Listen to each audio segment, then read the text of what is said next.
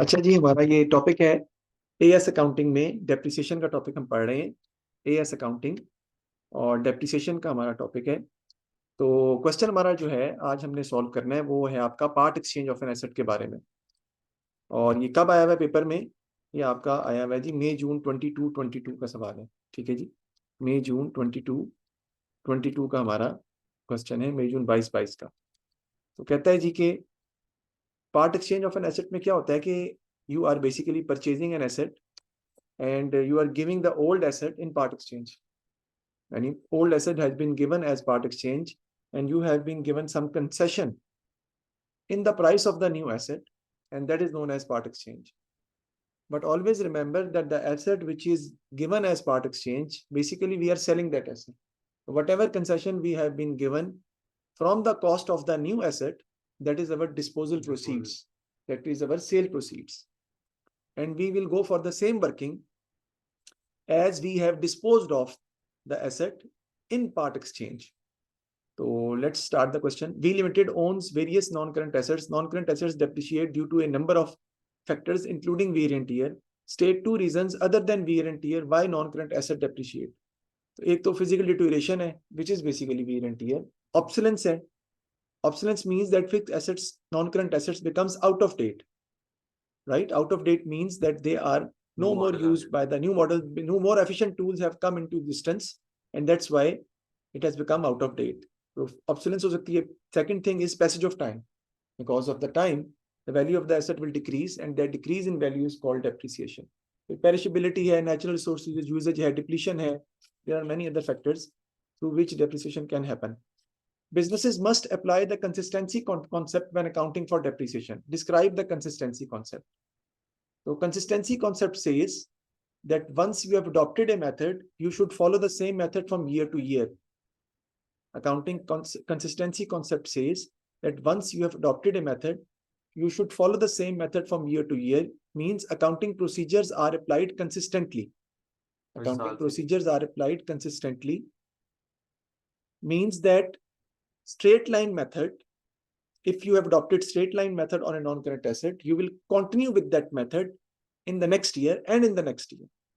So accounting procedures are applied consistently. It is not possible that आप एक दफा तो एसेट पर अप्लाई कर रहे हैं फर्नीचर एंड फिक्सचर पे स्ट्रेट लाइन मेथड और नेक्स्ट ईयर आप चले जाएं डिमिनिशिंग बैलेंस मेथड पर. ऐसा नहीं हो सकता. ठीक है, आपने जो मेथड अडॉप्ट किया है तो then you have to continue with that method in the next year and in the next year आप उसे फॉलो करेंगे. एडिशनल इन्फॉर्मेशन में देखते हैं the company financial year ends on 31 December, यानी नॉर्मल फाइनेंशियल ईयर है. Property was purchased on 1 January at a cost of 8,50,000. Property is depreciated at 5% per annum on cost. On 1st January 2021, the director decided to revalue the property at 12 lakh. The director has decided to revalue the property at 12 lakh. So how the revaluation is going to be adopted? So I have to make you understand about that particular concept, because that concept basically deals in the chapter of company. But because we have been given the particular point in depreciation, so we will go for solve this particular point, which is not that difficult obviously. तो first of all is that property की हमने खरीदी कब थी? 8,50,000 की. कब? 5% उस पर डेप्रिसिएशन है ऑन कॉस्ट. और परचेज कब की थी? 2019 में. बेटा इस पर डेप्रिसिएशन निकालते हैं. देखें, सबसे पहले इस पर डेप्रिसिएशन होगी 2019 में. कैलकुलेटर पकड़ लें. 8,50,000 पे कितने परसेंट? 5%. निकालें जी कितनी आती है. जनवरी में परचेज की थी तो पूरे साल डेप्रिशिएट होगी. जनवरी से लेकर दिसंबर तक we will calculate full year depreciation. तो 8,50,000 का निकाल लेंगे 5%, तो आपका आ जाएगा 42,500. तो the depreciation is going to be 42,500 in 2019. अब हमने कैलकुलेट करनी है 2020 की. Again, straight line method है. We will calculate depreciation again on the cost of the asset with 5% rate, and the depreciation will be the same, right? Now, on 1/1/2021, the asset has been revalued. जब asset आपका revalue हो रहा है तो उस पर अब तक कितनी depreciation हो चुकी है? Obviously, it has been depreciated by in the last 2 years, in 2019 and 20, 85,000, right? तो the book value of the asset, current book value of the asset is going to be 8,50,000 minus 85,000. 765,000. The answer is going to be 765,000. So we can say that the asset is depreciated in 2019 for 42,500 and then again in 2020 by 42,500.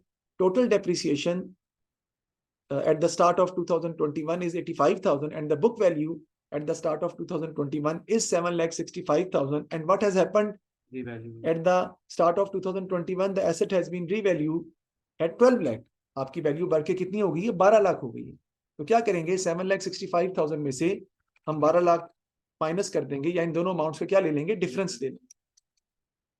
Difference ले लेंगे तो जो आपका answer आएगा इसे कहते हैं हम रिवैल्यूएशन रिजर्व. 430. रिवैल्यूएशन रिजर्व आपका क्रिएट हो गया है. सर वो कैसे? क्योंकि आपके एसेट की वैल्यू जो है वो क्या हो गई है? इंक्रीज हो गई है.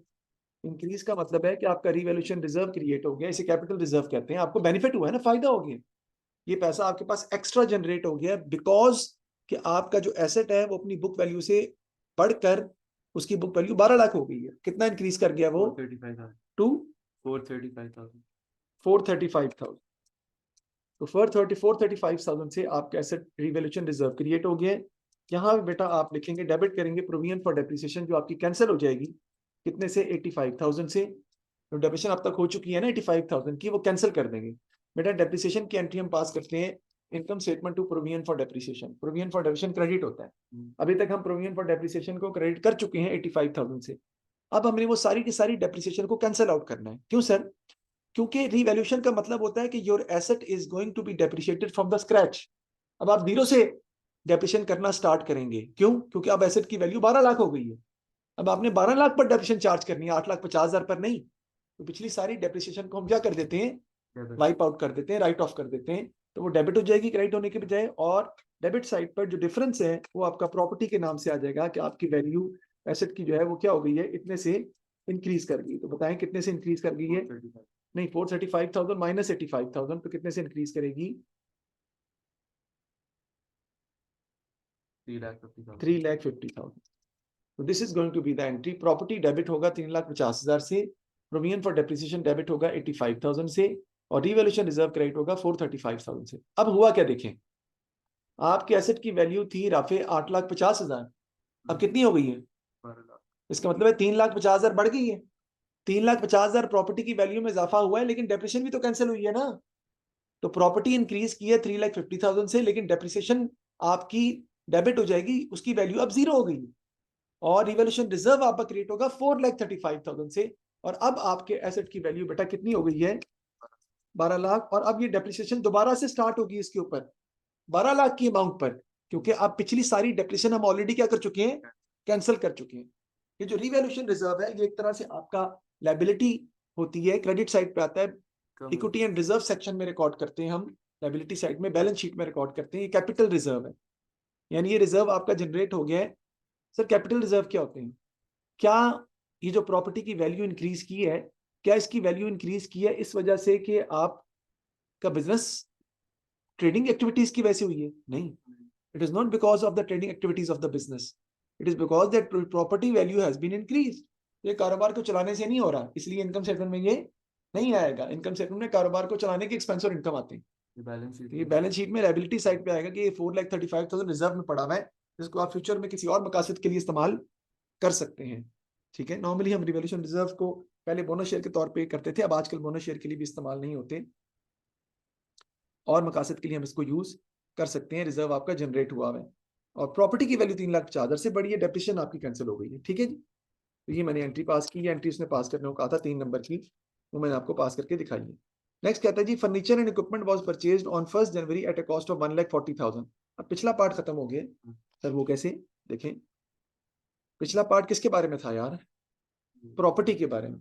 अब प्रॉपर्टी की बात नहीं कर रहा हूँ. Now the question is talking about furniture and equipment, और वो 1 जनवरी 2019 को हमने परचेज किया था 1,40,000 का. और furniture and equipment is depreciated at the rate of 10% using reducing balance method, पर उस पर डेप्रिसिएशन चार्ज कर रही है. और कहता है on 1 September director sold furniture and equipment which had cost 21,000 on 1 जनवरी 2019। हमने इक्विपमेंट बेच दी है जो हमने खरीदा था कब, 2019 में परचेज किया था, कितने का, 21,000 का। Full year depreciation is charge in the year of purchase but none in the year of disposal. कहता है calculate the charge for depreciation of furniture and equipment for the year ended 31 December. कहता है furniture and equipment का आपने depreciation जो इस साल की चार्ज होनी है वो कहता है कि आपने निकाल के बतानी है कि डेप्रिसिएशन जो है वो किस किस हिसाब से चार्ज की जाएगी। अगर आप गौर करें तो हमने जो एसेट दोनों जो परचेज किए हैं, अगर आप देखें तो आपने वो परचेज किए हैं 140,000 का भी है और 21,000 का भी है, वो दोनों का है। लेकिन हमें उसने करंट ईयर डेप्रिसिएशन पूछी है सर। अब करंट ईयर डेप्रिसिएशन में क्या होता है कि हम डेप्रिसिएशन कैलकुलेट करते हैं किस पर, सबसे पहले न्यूली परचेज एसेट पर, और फिर हम करते हैं किस पर, एसेट सोल्ड पर। तो आपने एसेट सोल्ड पर तो डेप्रिसिएशन कैलकुलेट नहीं करनी इस साल। इस साल आपने एसेट सोल्ड पर डेप्रिसिएशन कैलकुलेट नहीं करनी क्योंकि फुल ईयर है ना। Full year depreciation is charge in the year of purchase but not in the year of disposal. यहाँ पे आपको कैलकुलेशन डिफरेंट तरीके से करनी पड़ेगी। कैसे, वो मैं आपको भी दिखाता हूँ। 1,40,000 पे 10% है और 21,000 आपने, अच्छा 1 सितंबर को बेचा आपने, लेकिन उससे फर्क नहीं पड़ता ना, उससे फर्क नहीं पड़ता। क्यों? क्योंकि फुल ईयर है ना। तो हमने तो 19 और 20 में इस्तेमाल किया, डिस्पोजल में तो लेनी नहीं आप। तो अब देखें कैसे इसको हम कैलकुलेट करेंगे। 1,40,000 पे आपने निकालनी है डेप्रिसिएशन डेटा, कितने परसेंट होगी, पहले 10%, तो कितनी आ जाएगी, 14,000। ये हमने चार्ज की 2019 में, ठीक है। फिर 2020 में इस पर दोबारा डेप्रिसिएशन होगी, रिड्यूसिंग बैलेंस मेथड है, तो 1,40,000 में से माइनस करेंगे 14,000 और इसमें निकालेंगे 10%। करें जी, कितनी आती है, 12600। ठीक है जी, ये आपकी डेप्रिसिएशन अब तक आ गई। अब देखते हैं हम इसकी बुक वैल्यू कितनी बचेगी, यानी 1,40,000 का एसेट जो आपने 2019 में खरीदा था, अब इस वक्त 2021 के स्टार्ट में उसकी बुक वैल्यू कितनी है, 1,40,000 कॉस्ट थी। पहले साल फर्स्ट ईयर डेप्रिसिएशन हुई इस पे 14,000, फिर इस पर डेप्रिसिएशन हुई कितनी, 12,600। बताएं इसकी बुक वैल्यू कितनी रह जाएगी, 1,13,400। 1,13,400 is the book value of the asset जो कि आपने 2019 में 1,40,000 वाला खरीदा था। 2019 में आपने एक और भी एसेट परचेज किया था, कितने का, 21,000 का। 2021 में लिया। नहीं नहीं, मैं बताता हूँ आपको। वो भी आपने on 1 September director sold furniture which had cost 21,000 on 1 जनवरी 2019। तो वो आपने 2019 में 1 जनवरी को परचेज किया था। इस पर भी डेप्रिसिएशन होगी बेटा, कितने परसेंट, 10%। तो पहले ये कितनी आ जाएगी आपके पास, 2100। 2019 में इस पर डेप्रिसिएशन होगी 2100। फिर 2020 में इस पर दोबारा डेप्रिसिएशन होगी 21,000 माइनस 2100 और उस पर निकालेंगे आप कितने परसेंट, 10%, क्योंकि रिड्यूसिंग बैलेंस मेथड है ना, 1890। तो इस पर डेप्रिसिएशन जो है 21,000 कॉस्ट थी, पहले साल इस पर डेप्रिसिएशन हुई 2100 माइनस कर देंगे, सेकंड ईयर हुई 1890 माइनस कर देंगे, तो आपके पास बुक वैल्यू आ जाएगी कि आपके पास इस वक्त वैल्यू कितनी पड़ी हुई है एसेट की, बुक वैल्यू 17,010, राइट। अब हम निकाल लेंगे डेप्रिसिएशन करंट ईयर की, यानी किसकी बेटा, डेप्रिसिएशन फॉर 2021। 2021 में आपके पास रिड्यूसिंग बैलेंस मेथड के हिसाब से 1,40,000 वाला एसेट अभी भी आपके पास पड़ा हुआ है, लेकिन उसकी वैल्यू कितनी है, 1,13,400। और जो एसेट आपने बेच दी है उसकी वैल्यू इस वक्त डेप्रिसिएशन होने के बाद कितनी है, 17,010, वो माइनस कर देंगे उसमें से, तो बाकी एसेट आपके पास रह जाएंगे, उन एसेट्स की बुक वैल्यू रह जाएगी जिनको आपने इस साल भी इस्तेमाल की है। तो 1,13,400 माइनस 17,010, तो आपके पास book value of the remaining asset रह जाएगी 96,390 और इस पे आप निकालेंगे कितने परसेंट, 10%, तो आपके पास डेप्रिसिएशन बेटा आ जाएगी 9639। This is the depreciation for this year. ये तो हमने डिफरेंट मेथड से निकाली है, यस। ये हमने क्या किया है कि जो एसेट्स हमारे पास मौजूद थे जिनको हमने इस्तेमाल किया उनकी बुक वैल्यू निकाली और उसमें से जो एसेट बेचा है उसकी बुक वैल्यू माइनस की, तो आपके पास रिमेनिंग एसेट्स की बुक वैल्यू आ गई और उस पर निकाला आपने फिर 10% पूरे साल की depreciation 9639 full year depreciation method की वजह से। अब हम इस पे अपना वो वाला मेथड अडॉप्ट कर नहीं सकते क्योंकि मेरे पास डेप्रिसिएशन मौजूद नहीं है, वो आपको निकालनी पड़ेगी, फिर अडॉप्ट कर लें फिर भी आ जाएगा आपका। कैसे सर, देखिए राफे, मैं करवाता हूँ आपको वो वाला मेथड। उसमें हम क्या करते थे जी, जो एसेट देखें 3 स्टेप थे। Calculate depreciation on the newly purchased asset, नया कोई नहीं खरीदा आपने इस साल, तो नया कोई नहीं खरीदा किसने। Second, calculate depreciation on the asset sold, जो एसेट आपने बेचा है उस पर इस साल डेप्रिसिएशन नहीं लेनी क्योंकि एनुअल बेसिस है, वो होता है only in case of month two month basis, वो नहीं आएगी। Last, calculate depreciation on the existing assets, वो निकालनी है। कैसे, देखिए एग्जिस्टिंग एसेट्स की कॉस्ट कितनी है बेटा, 1,40,000। उसमें से जो एसेट बेचा उसकी कॉस्ट क्या कर दूंगा, माइनस कर दूंगा। बताएं कितना आएगा जी, ये आ जाएगा 119,000, राइट। इसी तरह एग्जिस्टिंग एसेट्स की डेप्रिसिएशन कितनी है टोटल, वो मुझे कैलकुलेट करनी पड़ेगी। 14,000 प्लस 12,600। एग्जिस्टिंग एसेट्स की डेप्रिसिएशन कितनी है अब तक, 19 से लेके 21 तक की, 26,600। इसमें से माइनस कर दूंगा जो एसेट बेचा उसकी टोटल डेप्रिसिएशन, वो कितनी है 2,100 प्लस 1890, 3990। ये माइनस कर दें, जो आपके पास आएगा वो आप 1190 में से माइनस करेंगे जो रिमेनिंग एसेट 22,610, ये आप 119,000 में से माइनस कर दें तो आपके पास बुक वैल्यू आ जाएगी ऑफ द रिमेनिंग एसेट्स 96,390। उस पर आप निकालेंगे कितने परसेंट, 10%, तो आपका आंसर आ जाएगा 9639। ये मैंने वो तरीका अडॉप्ट किया जो मैं आपको, जिस तरीके से हम सवाल नॉर्मली करते रहते हैं, सवाल नॉर्मली हम सॉल्व करते रहते हैं इस तरीके से, लेकिन unfortunately I want to inform you something different today. ये जो मैंने दूसरा मेथड अडॉप्ट किया है, I have never solved any question through this method. हाँ, तो दूसरा मैंने आपको पहले करवाया जो पहले करवाया, ये सेकंड वाला तो हम करते रहे हैं यार। कॉस्ट में से जो एसेट बेचा उसकी कॉस्ट माइनस करते हैं, एग्जिस्टिंग एसेट्स की डेप्रिसिएशन ऐसे ही निकालते हैं, और जो टोटल डेप्रिसिएशन आपके पास एग्जिस्टिंग की दी हुई उसमें से जो एसेट बेचा उसकी डेप्रिसिएशन माइनस कर देते हैं, तो उन एसेट्स की डेप्रिसिएशन आ जाएगी जो भी आप यूज कर रहे हैं वो माइनस कर देंगे, डिफरेंस ले लेंगे, तो बुक वैल्यू आपके पास आ जाएगी एग्जिस्टिंग एसेट्स की, और उस पर आप 10% रिकॉर्ड जो है वो कर लेंगे। लेकिन ये मैंने आपको दूसरा मेथड क्यों करवाया, A2 के अंदर एक सवाल आया है 2018-20 में था या 21 में था, उसमें दूसरा मेथड ही अडॉप्ट हो सकता है, ये दूसरा पहले वाला मेथड लग ही नहीं सकता। तो सर आप पूछेंगे कि सर A2 के अंदर डेप्रिसिएशन कहां से आ गया, A2 में डेप्रिसिएशन का पूरा टॉपिक है, schedule of non current assets कहते हैं उसे, नोट्स टू द अकाउंट्स में, P3 में। तो उसके लिए फिर मैंने आपको इसीलिए करवाया साथ, ताकि आपको ये भी आना चाहिए, क्योंकि वहां जाके फिर ये काम आएगा। ठीक है, लेकिन दोनों से आप सॉल्व कर सकते हैं जी। तो यहां तक मैंने सॉल्व कर लिया क्वेश्चन अपना, आगे मैं चलता हूँ। राफे इसकी पिक्चर लेने को मसला तो बताएं।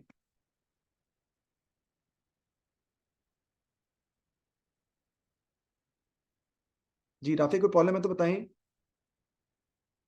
क्या होगा सर?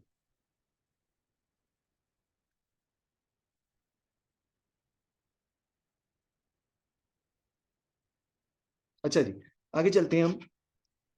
नेक्स्ट आपका आता है जी, calculate the charge for depreciation of furniture and equipment for the year ended 31 December. सिर्फ उसने 4 नंबर का दिया, इसकी नहीं मैंने कैलकुलेशन किया सर, लेकिन करनी पड़ेगी। नेक्स्ट आता है जी, motor vehicle were purchased on 1 January. अब फिर नया होगा इस बार। इसका मतलब है कि अगर आप देखें तो इस क्वेश्चन में बेसिकली 3 क्वेश्चन है, एक था प्रॉपर्टी का, एक था फर्नीचर एंड इक्विपमेंट का, और फिर मोटर व्हीकल का आ गया है, जो आपने 1 जनवरी 2020 में परचेज किया था 84,000 का, और डेप्रिसिएशन उसकी 20% यूजिंग रिड्यूसिंग बैलेंस मेथड ही है। On 1 November 21 a new motor vehicle was purchased at a cost of 44,000. A check for 17,000 was paid for the vehicle, and the balance was covered by the part exchange of vehicle which had cost 40,000 on 1 January 2020. A full year depreciation is charged in the year of purchase but none in the year of disposal. कहता है prepare the motor vehicle disposal account for the year ended 31 December 2021। तो आपने disposal account कहता है सिर्फ बना के दिखाना है, 4 नंबर का उसने वो दिया है, और छोटे छोटे पार्ट बना के उसने क्वेश्चन जो है वो हमें दिया है सॉल्व करने के लिए। तो पूरी डेप्रिसिएशन ही कवर हो रही है। अच्छा जी, motor vehicle was purchased on 1 January at a cost of 84,000, और डेप्रिसिएशन 20% रिड्यूसिंग बैलेंस मेथड है। और नवंबर में वो कहता है कि a new motor vehicle was purchased at a cost of 44,000, a cheque for 17,000 was paid for the vehicle and the balance was covered by the part exchange of a vehicle which had cost 40,000। सबसे पहला मैंने आपको बताया था कि part exchange of an asset के सवाल में 2 हिस्से होते हैं उसके, एक वो जो हम नया एसेट परचेज कर रहे हैं, और एक वो जो पार्ट एक्सचेंज हो रहा है, वो असल में क्या हो रहा है, सेल हो रहा है, बिक रहा है। हाँ, लेकिन जो नया एसेट परचेज कर रहे हैं बेटा, उसकी जरा देखें कि उसकी एंट्री हम क्या पास करते हैं। नई एसेट की एंट्री होती है क्या, मोटर व्हीकल डेबिट होगा, कितने का परचेज किया आपने? 44,000 से बैंक आपका क्रेडिट होगा जितने आप पैसे अदा कर रहे हैं, और क्रेडिट क्या हो जाएगा? ट्रेड इन, जितने पैसे आपको क्या मिल रही है, अलाउंस मिल रहा है, छूट मिल रही है, वो आपको पे नहीं करने पड़ेंगे। तो देखते हैं हम कितना चेक पे कर रहे हैं हम, 17,000 का। तो 44,000 में से आप 17,000 माइनस कर दें तो बाकी वो पैसे आपके पास आ जाएंगे 27,000, जो कि आपको कंसेशन मिल रही है because of the old asset, and old asset has been given in part exchange, और उसके बदले, पार्ट एक्सचेंज के बदले आपको 27,000 की छूट मिल रही है। इसका मतलब है पुराना एसेट कितने का सेल हो गया यार?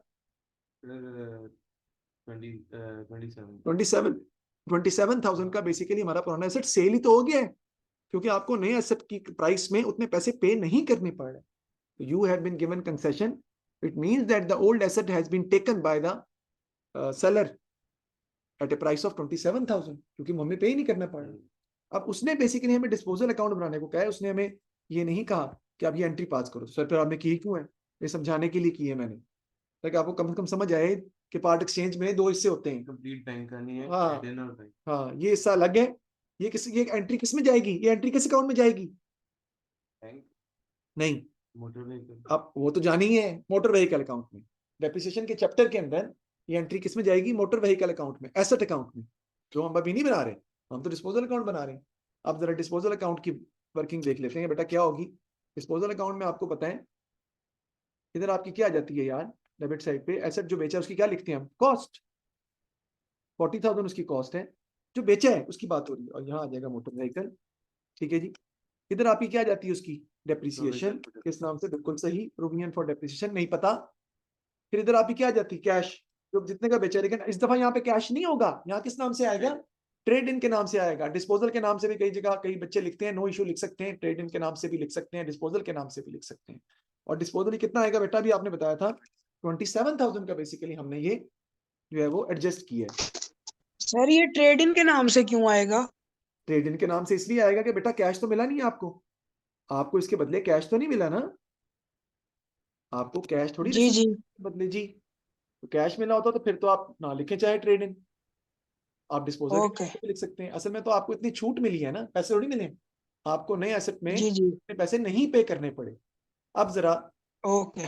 अब सर प्रॉफिट लॉस निकाल लें। क्रेडिट साइड बड़ी होगी तो प्रॉफिट होगा, इधर लिखूंगा डेबिट साइड पे। डेबिट साइड बड़ी होगी तो लॉस होगा, इधर तो, लिखूंगा क्रेडिट तो साइड। लॉस हो जाएगा। इनकम स्टेटमेंट के नाम से नहीं मेरे भाई राफी, अभी नहीं। इनकम स्टेटमेंट के नाम से पता ही नहीं है, कैसे लॉस निकालेंगे? एक प्रोविजन फॉर डेप्रिसिएशन निकालेंगे तो फिर होगा ना। क्या हो गया है? तो देखें, हमने ये एसेट जो बेचा है वो खरीदा कब था? 40,000 का। कब? जनवरी 2020 में, right.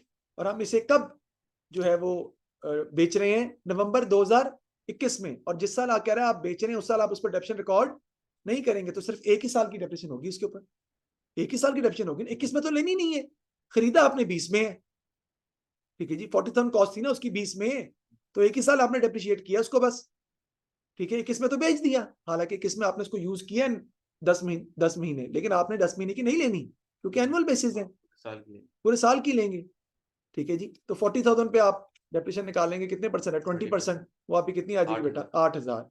8,000 is going to be the depreciation. काश कि आप मुझे 8,000 बता के अगर कहते सर प्रॉफिट लॉस निकल आएगा तो मुझे ज्यादा खुशी होती। कोई बात नहीं, ये आपके 8,000 आ गया। अब हम टोटल कर लेंगे इधर, डेबिट साइड बढ़ी है बेटा तो हमें क्या होगा? लॉस होगा, राइट। जब भी आपका आ जाएगा 40,000 और हमें लॉस हो रहा है यहाँ पे कितने का? 5,000 का। और वो किस नाम से आ जाएगा? इनकम स्टेटमेंट के नाम से लॉस में आ जाएगा 5,000।